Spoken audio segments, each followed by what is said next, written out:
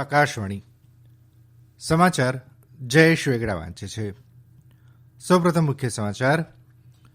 પ્રધાનમંત્રી નરેન્દ્ર મોદી આજે વિશ્વ ભારતી મહાવિદ્યાલય શાંતિ નિકેતનના શતાબ્દી મહોત્સવમાં સંબોધન કરશે. પ્રધાનમંત્રી નરેન્દ્ર મોદી આવતીકાલે વીડિયો કોન્ફરન્સથી પ્રધાનમંત્રી કિસાન સન્માન નિધિ યોજનાનો આગામી હપ્તો લાભાર્થી ખેડૂતના બેંક ખાતામાં જમા કરાવશે. જમ્મુ કાશ્મીરમાં જિલ્લા વિકાસ પરિષદની ચૂંટણીમાં 75 બેઠકો પર જીત સાથે ભાજપ સૌથી મોટો પક્ષ બન્યો. આરોગ્ય સચિવ રાજેશ ભૂષણે બ્રિટનથી ભારત આવેલા મુસાફરોની સ્થિતિ અંગે સમીક્ષા બેઠક કરી અને દેશમાં કોવિડથી સાજા થવાનો દર 95.96% થયો. સમાચાર વિગતવાર. પ્રધાનમંત્રી નરેન્દ્ર મોદી આજે વિશ્વ ભારતી મહાવિદ્યાલય શાંતિ નિકેતનના શતાબ્દી સમારોહને સંબોધિત કરશે. પ્રધાનમંત્રી આ વિશ્વવિદ્યાલયના કુલપતિ છે. આ પ્રસંગે પશ્ચિમ બંગાળના રાજ્યપાલ જગદીપ ધનખડ અને કેન્દ્રીય શિક્ષણ મંત્રી રમેશ પોખરિયાલ નિશંક ઉપસ્થિત રહેશે. ઉલ્લેખનીય છે કે વિશ્વ ભારતીની સ્થાપના 1921માં શ્રી રવિન્દ્રનાથ ટાગોરે કરી હતી. મે 1951માં સંસદના અધિનિયમ બાદ તેને કેન્દ્રીય વિશ્વવિદ્યાલય અને રાષ્ટ્રીય મહત્વપૂર્ણ સંસ્થા જાહેર કરાઈ હતી. પ્રધાનમંત્રી નરેન્દ્ર મોદી આવતીકાલે વીડિયો કોન્ફરન્સથી પ્રધાનમંત્રી કિસાન સન્માન નિધિ યોજનાનો આગામી હપ્તો બેંકમાં જમા કરાવશે. પૂર્વ પ્રધાનમંત્રી અટલ બિહારી વાજપેયીના જન્મદિવસ નિમિત્તે આવતીકાલે દેશભરમાં સુશાસન દિવસની ઉજવણી કરાશે, જે અંતર્ગત પ્રધાનમંત્રી ખેડૂતોના ખાતામાં સહાય રકમ જમા કરાવશે. 9 કરોડથી વધુ લાભાર્થી ખેડૂત પરિવારોના ખાતામાં 18,000 કરોડ રૂપિયાથી વધુ રકમ જમા કરાવશે. પ્રધાનમંત્રી આ કાર્યક્રમ દરમિયાન 6 રાજ્યોના ખેડૂતો સાથે સંવાદ પણ કરશે. આ ખેડૂતો પ્રધાનમંત્રી કિસાન સન્માન નિધિ અને ખેડૂતોના કલ્યાણ માટે સરકાર દ્વારા કરવામાં આવેલી અન્ય પહેલ અંગે પોતાના અનુભવો જણાવશે. આ પ્રસંગે કેન્દ્રીય કૃષિમંત્રી પણ ઉપસ્થિત રહેશે. પ્રધાનમંત્રી કિસાન સન્માન નિધિ યોજના અંતર્ગત દર વર્ષે લાભાર્થી ખેડૂતોને 6,000 રૂપિયા, 2,000 રૂપિયા, 3 હપ્તામાં આપવામાં આવે છે. આ નાણાં લાભાર્થીઓના ખાતામાં સીધા જમા કરાવવામાં આવે છે. જમ્મુ કાશ્મીરમાં જિલ્લા વિકાસ પરિષદની 280 બેઠકો પૈકી અત્યાર સુધીમાં 278 બેઠકોના પરિણામો જાહેર થયા છે, જેમાં ભાજપે સૌથી વધુ 75 બેઠકો જીતી લીધી છે, જ્યારે જમ્મુ કાશ્મીર નેશનલ કોન્ફરન્સે 67 બેઠકો જીતી છે. મહેબૂબા મુફ્તીની પીપલ્સ ડેમોક્રેટિક પક્ષે 27 બેઠકો જીતી છે, જ્યારે કોંગ્રેસે અત્યાર સુધી 26 બેઠકો જીતી છે. માર્ક્સવાદી કમ્યુનિસ્ટ પક્ષને 5 બેઠક મળી છે, જ્યારે જે.એન્ડ.કે પીપલ્સ કોન્ફરન્સને 8 બેઠકો મળી છે, જ્યારે જેકેપીએમને 3 બેઠકો, નેશનલ પેન્થર્સ પાર્ટી અને પીડીએફને 2 બેઠકો જીતી છે, ત્યારે બહુજન સમાજ પક્ષે 1 બેઠક જીતી છે. રાજ્યના મુખ્ય ચૂંટણી કમિશનર કે શર્માએ પત્રકારોને જણાવ્યું હતું કે કુપવાડાના દુર્ગામુલ્લા અને બાંદીપુરા જિલ્લાના હાજીન એના ચૂંટણી પરિણામો આવવાના બાકી છે. કેન્દ્રીય ગૃહમંત્રી અમિત શાહે જમ્મુ કાશ્મીરના લોકોને જિલ્લા વિકાસ પરિષદની ચૂંટણીમાં વધુ મતદાન બદલ અભિનંદન પાઠવ્યા છે, તેમજ સુરક્ષા દળો અને સ્થાનિક વહીવટીતંત્રના પ્રયત્નોને પણ બિરદાવ્યા છે. ગૃહમંત્રીએ ટ્વીટ સંદેશામાં જણાવ્યું કે કેન્દ્ર સરકાર જમ્મુ કાશ્મીરમાં લોકશાહીને પુનઃસ્થાપિત કરવા માટે શક્ય તમામ પ્રયત્નો કરી રહી છે. ભાજપના વરિષ્ઠ નેતા રવિશંકર પ્રસાદે જમ્મુ કાશ્મીર જિલ્લા વિકાસ પરિષદ ચૂંટણીમાં ભાજપની ભવ્ય જીત માટે જણાવ્યું કે કેન્દ્ર સરકારની નીતિઓ પર કાશ્મીરના લોકોને ભરોસો છે, તે આ વાતથી પુષ્ટિ થાય છે. ભાજપના વરિષ્ઠ નેતા અનુરાગ ઠાકુરે જિલ્લા વિકાસ પરિષદ ચૂંટણીના પરિણામોનું સ્વાગત કરતા જણાવ્યું કે આ લોકતંત્રનો વિજય છે. નાણામંત્રી નિર્મલા સીતારામને જણાવ્યું છે કે છેતરપિંડી કરનારા વ્યક્તિઓ અને કંપનીઓ દ્વારા કરાતા ખોટા જીએસટી બિલો પર રોક લગાવવા સરકારે જાહેરનામું બહાર પાડ્યું છે. તેમણે કહ્યું કે જીએસટી પરિષદની કાયદાકીય સમિતિ દ્વારા કરાયેલી ભલામણો બાદ આ પગલું લેવાયું છે.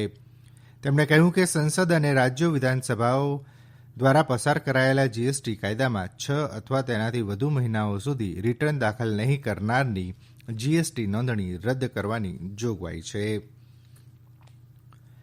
વિદેશ મંત્રાલયમાં પૂર્વી બાબતોના સચિવ રીવા ગાંગુલી દાસ અને દક્ષિણ કોરિયાના પ્રથમ નાયબ વિદેશમંત્રી ચોય જાંગ કુને ગઈકાલે વીડિયો કોન્ફરન્સ માધ્યમથી વિચાર વિમર્શ કર્યો હતો. વાતચીતમાં સંરક્ષણ અને સુરક્ષા સહયોગ, કોવિડ-19 સંબંધિત કાર્યવાહી, બહુપક્ષીય મંચો પર સમન્વય સહિત પરસ્પર હિતો અંગે આંતરરાષ્ટ્રીય મુદ્દાઓ પર ઉચ્ચસ્તરીય વિચાર વિમર્શ કરવામાં આવ્યો હતો. બંને પક્ષોએ આગામી વર્ષ 2021માં ઉચ્ચસ્તરીય આદાનપ્રદાનને વધુ મજબૂત બનાવવા તથા સંરક્ષણ ક્ષેત્રોમાં ખાસ કરીને સંરક્ષણ ઉપયોગમાં સહયોગ વધારવા સહિત પરસ્પરના હિતો ઉપર ભાર મૂકવા સંમતિ દર્શાવી હતી. શ્રી ચોઈએ આબોહવા પરિવર્તન અને આપત્તિ વ્યવસ્થાપન જેવા વૈશ્વિક પડકારોને પહોંચી વળવા માટે ભારતની મહત્વપૂર્ણ ભૂમિકાની પ્રશંસા કરી. તેમણે ભારત સાથે આ વિષયો ઉપર સાથે મળીને કામ કરવાની ઈચ્છા વ્યક્ત કરી હતી.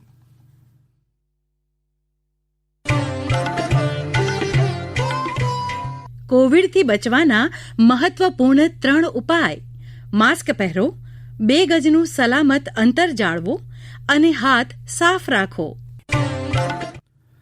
આ સમાચાર આપ આકાશવાણી પરથી સાંભળી રહ્યા છો. આરોગ્ય સચિવ રાજેશ ભૂષણે બ્રિટનથી ભારત આવેલા મુસાફરોની સ્થિતિ અંગે સમીક્ષા કરી હતી.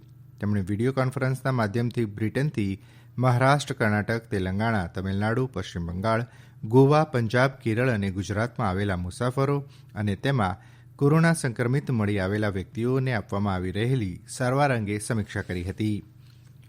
બ્રિટનમાં મળી આવેલા કોવિડ-19 વાયરસના નવા સ્વરૂપને ધ્યાને રાખીને મંત્રાલય દ્વારા બહાર પાડવામાં આવેલી માર્ગદર્શિકા અંગે બેઠકમાં વિસ્તૃત ચર્ચા કરવામાં આવી હતી. રાજ્યો અને કેન્દ્રશાસિત પ્રદેશોને સલાહ આપવામાં આવી છે કે બ્રિટનથી ભારત આવેલા મુસાફરોની માહિતી ઓનલાઈન પોર્ટલ, એર સુવિધા અને ઇમિગ્રેશન બ્યુરો પાસેથી મેળવી લેવી.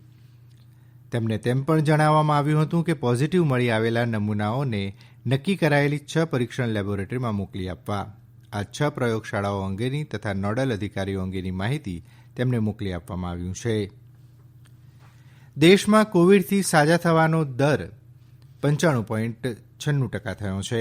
છેલ્લા 24 કલાકમાં 26,000થી વધુ દર્દીઓ સાજા થતાં સાજા થનાર દર્દીની સંખ્યા 96,63,000થી વધુ થઈ છે. દેશભરમાં હવે માત્ર 2,89,000 કોરોના સંક્રમિત કેસો છે. છેલ્લા 24 કલાકમાં 23,950 નવા કેસ નોંધાતા કોરોનાના કુલ કેસની સંખ્યા 1,99,000 થઈ છે.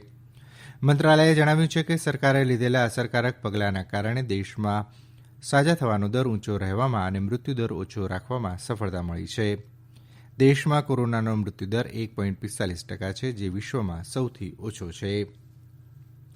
આઈસીએમઆરના જણાવ્યું છે કે અત્યાર સુધીમાં દેશભરમાં 16 કરોડ 42 લાખ કોરોના નમૂનાઓનું પરીક્ષણ થઈ ચૂક્યું છે. જો ગુજરાત રાજ્યની વાત કરીએ તો રાજ્યમાં કોવિડથી સાજા થવાનો દર 93.58% થયો છે. ગઈકાલે વધુ 1,309 દર્દી સાજા થતાં કોરોનાને માત આપનાર દર્દીઓની કુલ સંખ્યા 2,22,911 થઈ છે. રાજ્યમાં ગઈકાલે 958 નવા દર્દીઓ નોંધાયા છે. આ સાથે કોરોના દર્દીઓની કુલ સંખ્યા 2,38,205 થઈ છે.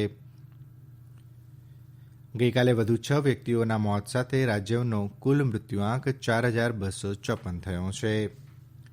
કેન્દ્ર સરકારે આ વર્ષે 25 નવેમ્બરથી 23 ડિસેમ્બર સુધી બ્રિટનની મુસાફરી કરેલા તમામ આંતરરાષ્ટ્રીય પ્રવાસીઓ માટે કેટલાક દિશા નિર્દેશ જાહેર કર્યા છે. બ્રિટનમાં દેખાતા કોરોના વાયરસના નવા સ્વરૂપને પગલે કેન્દ્ર સરકારે આ પગલાં ભર્યા છે. જાહેર કરાયેલા દિશાનિર્દેશ અનુસાર બધા જ આંતરરાષ્ટ્રીય મુસાફરોએ છેલ્લા 24 દિવસની મુસાફરી વિશેની માહિતી આપવી પડશે. ભારત આવેલા તમામ મુસાફરો માટે સંબંધિત રાજ્ય સરકારોએ આરટીપીસીઆર તપાસની વ્યવસ્થા કરવાની રહેશે. રાષ્ટ્રીય તપાસ સંસ્થા એનઆઈએએ ભાગેડુ ખાલિસ્તાની આતંકવાદી ગુરજીતસિંહ નિજ્જરની દિલ્હી હવાઈ મથકેથી ધરપકડ કરી છે. નિજ્જર સાયપ્રસમાં છુપાયો હતો અને ત્યાંથી તેને કાઢી મૂકવામાં આવ્યો હતો. એનઆઈએની તપાસમાં જાણવા મળ્યું છે કે નિજ્જર હરપાલસિંહ અને ત્રીજો આરોપી મોઇન ખાને પંજાબમાં ફરી આતંકવાદ ફેલાવવાનું કાવતરું ઘડ્યું હતું. અંતમાં મુખ્ય સમાચાર ફરી એકવાર. પ્રધાનમંત્રી નરેન્દ્ર મોદી આજે વિશ્વ ભારતી મહાવિદ્યાલય શાંતિ નિકેતનના શતાબ્દી સમારોહમાં સંબોધન કરશે. પ્રધાનમંત્રી નરેન્દ્ર મોદી આવતીકાલે વિડીયો કોન્ફરન્સથી પ્રધાનમંત્રી કિસાન સન્માન નિધિ યોજનાનો આગામી હપ્તો લાભાર્થી ખેડૂતના બેંક ખાતામાં જમા કરાવશે. અને દેશમાં કોવિડથી સાજા થવાનો દર 95.96% થયો છે. આકાશવાણી પરથી સમાચાર પૂરા થયા.